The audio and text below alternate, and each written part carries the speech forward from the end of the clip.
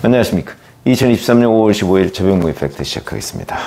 김남국 의원이 민주당을 탈당했기 때문에 정치적으로 본인의 미래는 굉장히 불투명해졌죠. 이게 그동안 이재명 대표의 최측근으로서 탄탄대로로 가고 있었는데, 그런 점에서 내년 총선 공천 떼어놓은 당상이었는데 탈당을 함으로써 불투명해졌습니다. 어찌 보면 이게 본인으로서는 가장 큰 손해겠죠. 그러나 나머지 무소속 의원으로 내년 총선 때까지 계속해서 국회의원직을 유지할 수 있고, 당에서 윤리감찰단 이런 거 이재명 대표가 지시했는데 이거 이제 피할 수 있게 됐고, 진상조사 더 이상 못하는 거죠. 그 다음에 가지고 있던 가상화폐 매각 이것도 해야 할 의무가 없죠. 이제 물론 그전에도 의무는 없었습니다만은 부담이 됐었죠. 그런 점에서 본다면 김남국 의원이 탈당을 선택함으로써 다 이득을 본 것이다, 이런 시각도 있을 수는 있는데, 정치적으로 미래가 불투명해졌다 하는 건 어마어마한 손해죠. 그런 점에서 본다면 여하튼 그럼에도 본인은 그 불투명한 미래, 그거 일단 신경 안 쓰고 지금 현재 국회의원직, 요즘 말로 하면 현찰이죠. 현찰이 중요하다, 이런 판단을 한 것으로 보이는데, 자, 그렇다고 해서 정치적 책임, 이거야 피할 수가 없습니다. 정치적 책임 뭐가 있죠? 국회 회의 도중에 계속해서 가상화폐 그거 거래했고, 그 다음에 휴대전화 계속 봐가면서 뭘 거래할까, 지금이 팔 타이밍인가 살 타이밍인가 이런 거 연구하고, 소위 본인이 몸은 국회에 있었지만 정신은 가상화폐 공간에 있었다 라고 얘기를 해도 전혀 틀린 얘기가 아닌 상황이 됐습니다.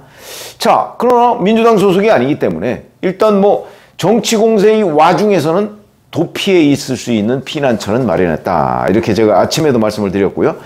이런 걸 보면 국민의힘에서 의원직 사퇴 이렇게 본인의 얘기할 게 아니고, 왜 제가 보건대는 의원 윤리위원회 제소 이거는 그 하명차사니까 의원직 사퇴를 본격적으로 왜 추진하지 않는지, 이런 게 좀 궁금해지는 대목입니다. 사퇴 요구만 할 것이 아니고 국회에서 의원직 사퇴 안 내면 한번 민주당이 어떻게 나오는지 한번 볼 수 있는 거 아닌가요? 근데 왜 그런 걸 안 하는지, 초록은 동색인지, 이런 것들이 좀 궁금해지는 대목이긴 합니다. 자, 어찌됐든 간에 본인은 오늘도 김어준 뉴스공장인가 그 유튜브에 나와서요, 국회 회의 중에 거래한 거는 몇천 원 수준일 거다, 잘 기억 안 난다, 이렇게 얘기했습니다. 정말 그런지 그거 한번 기록 살펴보면 글쎄 몇천 원 수준을 그렇게 했을까 싶은 생각은 드는데 살펴보면 되고, 어찌됐든 간에 이제는 민주당을 탈당했기 때문에 진상규명 이런 거 이제 민주당에서는 기대할 수 없고요. 어차피 처음부터 그랬지만 국회의원직 유지 여부, 이건 이제 검찰 수사로 판가름이 돼야 된다. 그럼 검찰 수사는 어떻게 진행될 것인가? 자, 우선 가상화폐를 거래하는 것 자체가 불법이 아닙니다. 다 거래할 수 있습니다.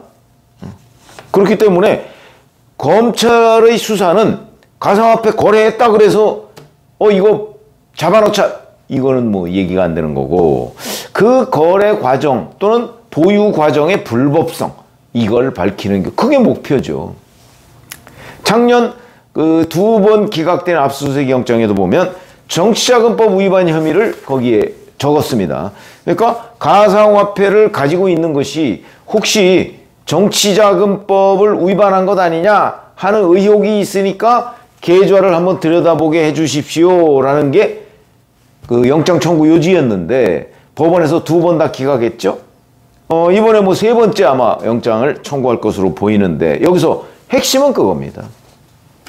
위믹스, 그 다음에 마블렉스, 클레이페이, 저 이름도 잘 기억을 못 하겠습니다만은 그런 다양한 코인을 본인이 직접 샀느냐, 아니면 누군가로부터 무상으로 받았느냐, 이걸 밝혀야 되는 거죠. 이게 굉장히 중요한 대목입니다. 어찌 보면 이게 다입니다. 본인 돈으로 샀느냐, 그건 곧 돈의 출처가 중요하게 된 거죠. 예를 들어서 무상으로 받았다면, 요새 에어드롭 얘기가 많이 나오지 않습니까? 그러니까 가상화폐 발행처에서 이벤트나 아니면 마케팅 차원에서 일부를 떼서 어디한테 주는 거, 그거를 받은 거냐, 이러면 아마 양이 많지는 않을 겁니다. 그러나 어찌됐든 간에 그걸 무상으로 받았다면 그게 단순한 마케팅 또는 이벤트의 수혜자이냐 아니면 뇌물이냐. 뇌물일 가능성이 높다는 거죠. 직무상 대가성이 인정될 가능성이 대단히 높습니다. 왜? 김남국 의원은 이재명 캠프에서 이 온라인 단장을 했었고요. 그 다음에 이 가상화폐 특히 P2E, 플레이 투 원, 이 P2E 규제 완화를 하는 토론회를 주최하기도 했습니다.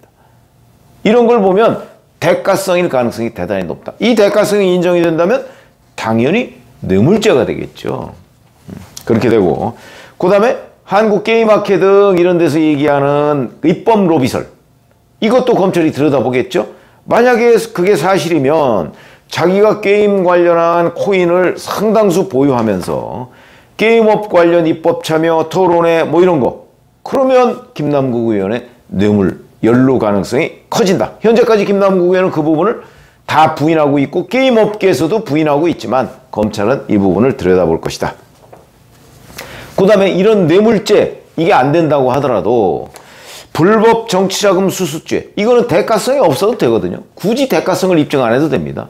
그러니까 예를 들어서 게임업계에서 뭐 그게 에어드롭이 아니더라도 김남국 의원한테 무상으로 뭔가를 많이 줬다, 이렇게 되면 그 자체를 현금화해서 정치자금으로 썼다, 그러면 정치자금법 위반이 될 가능성이 대단히 높죠.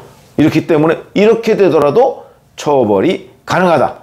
근데 민주당은 본인은 부인했지만 진상조사단에서 에어드롭 그 사실을 파악했다, 이렇게 지도부에 보고했다는 얘기가 있었습니다.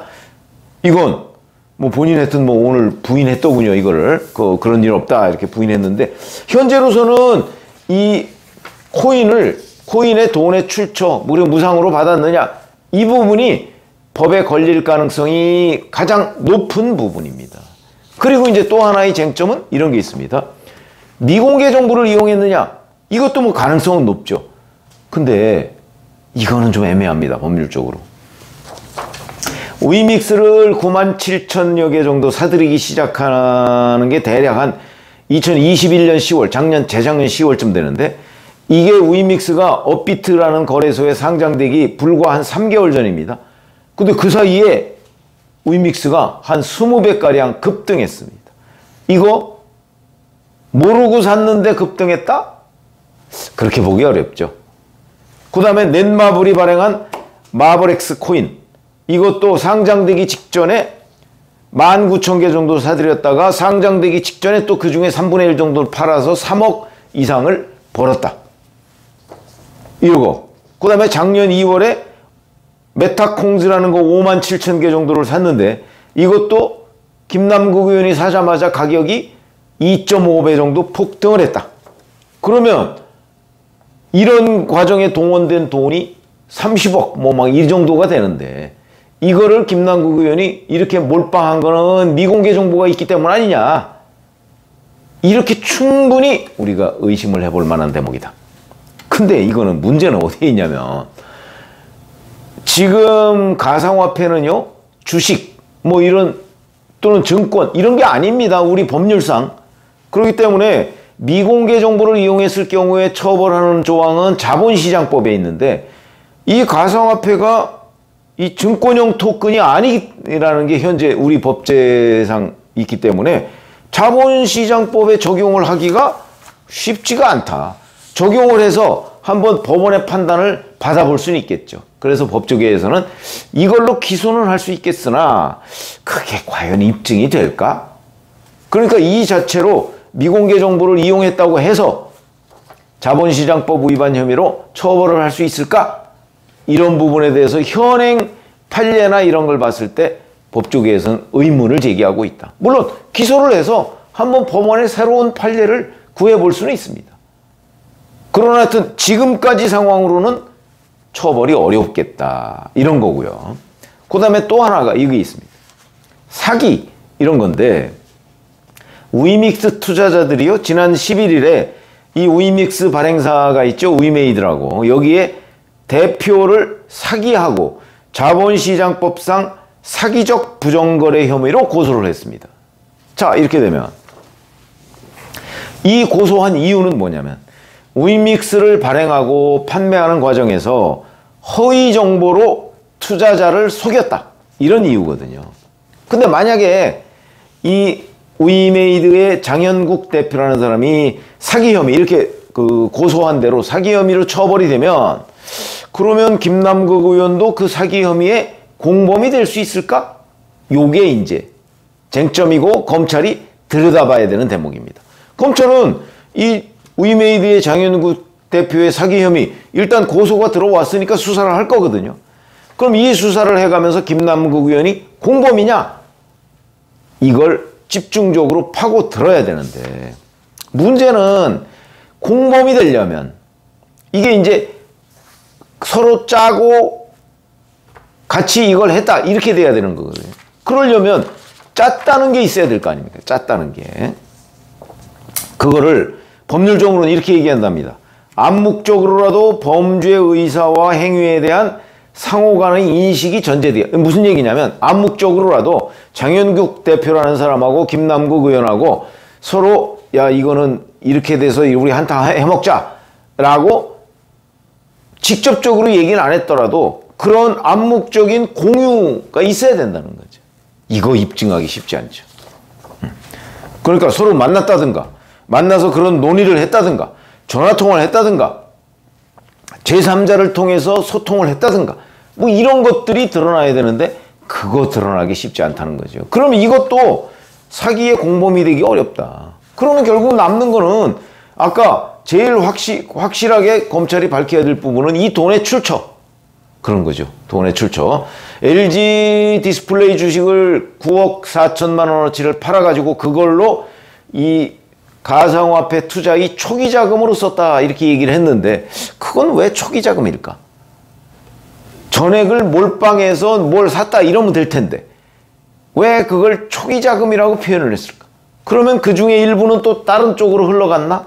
뭐 이런 부분, 이런 걸 규명을 해야 됩니다. 그러니까 가상화폐 투자를 무슨 돈으로 했느냐, 아니면 공짜로 받았느냐, 이런 부분이 이제 검찰이 집중할 것이고, 미공개 정보, 이거는 설령 있었다고 할지라도 현행법으로는 처벌이 쉽지 않은데 한번 법원의 판단을 받아볼 수는 있겠다. 두 번째 정도의 이제 검찰 수사의 초점이고요. 그 다음에 사기 공범, 이거는 입증하기가 쉽지 않다. 뭐 이런 얘기가 됩니다. 그래서 이런 아마 세 가지 점으로 검찰 수사가 진행이 될 것으로 보이는데, 우선은 그 김남국 의원의 이 가상화폐 지갑, 빗썸 거래소에 있는 지갑, 이거의 주인이 누구냐, 거기서 어떠한 거래가 있었느냐 하는 거를 검찰이 들여다보기 전에는 이건 수사가 진척 자체가 되질 않습니다. 그러니까 그 영장이 발부되는 것이 첫 번째다. 그리고 영장이 발부되면 그걸 들여다보고 나서 지금 제가 말씀드린 이 세 가지의 관점, 이것들을 그 검찰이 수사를 진행해야 되는데 어느 것 하나 쉽지가 않다. 아마 김남국 의원은 본인이 변호사니까 이런 부분을 들여다보고 지금 뭐 자기 무죄 입증하고 다시 복당하겠다 뭐 이렇게 얘기하고 있는지 모르겠습니다. 그러나 이거는 법률적 문제고, 정치적 책임 여전히 산더미 같죠. 정치적 책임을 국민의힘이 보다 더 실질적으로 추궁할 수 있는 그 장치를 또는 그런 수단을 실행에 옮겨야 된다. 이런 거고요. 제가 오늘 말씀드린 내용은 여하튼 사법적 책임, 법률적 책임, 이 부분에 관한 검찰의 수사 방향에 대해서 말씀을 드렸습니다. 고맙습니다.